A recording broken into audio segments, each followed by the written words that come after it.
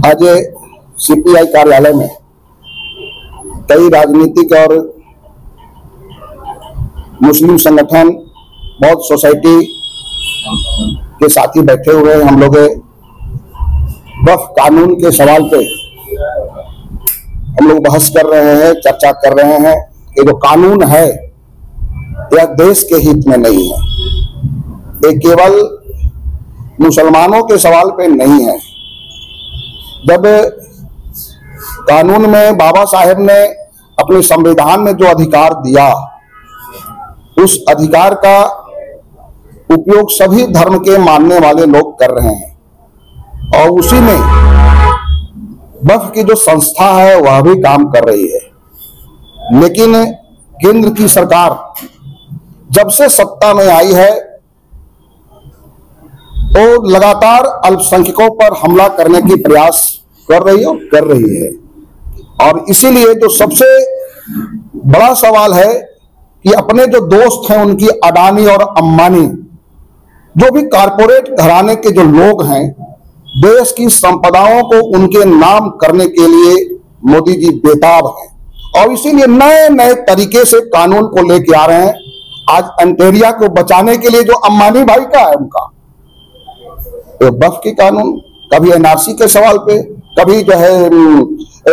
3 तलाक के सवाल पे लगातार मुसलमानों पर हमला, लगातार अल्पसंख्यकों पर हमला, ताकि एक तरफा जो है गोलबंदी हो सके और उसकी राजनीतिक लाभ मिले। अब आने वाले दिन में 4-5 राज्यों में चुनाव है, पश्चिम बंगाल में चुनाव है, उत्तर प्रदेश में चुनाव है, बिहार में चुनाव है और उत्तर प्रदेश और बिहार 29 का जो तय करेगा आज हिंदू और मुसलमान में कैसे बांटा जाए, हिंदुओं को खुश रखा जाए, मुसलमानों को नाराज किया जाए और एक दूसरे को कैसे लड़ाया जाए, सड़कों पर उतारा जाए, या जानबूझ करके केंद्र की सरकार यह लोगों को मानसिक प्रताड़ना, मानसिक उत्पीड़न करने का काम यह सरकार कर रही है। इसीलिए देश की जो संपदा है उसको बचाना हमारा धर्म हो, उसको भी अडानी और अंबानी को, वक्फ की जो जमीन है वह भी अडानी और अंबानी का, कल आने वाले दिन में बौद्ध हिस्ट की जो जमीन होगा वह भी जो है अडानी और अंबानी का, हमारा मंदिर होगा, हमारा मठ है, हमारा भी कई संपदा है देश के अंदर, कल आने वाले वह भी अडानी का। जिस तरह से देश की तमाम चीजों को अडानी और अंबानी को देने के प्रयास मोदी जी कर रहे हैं,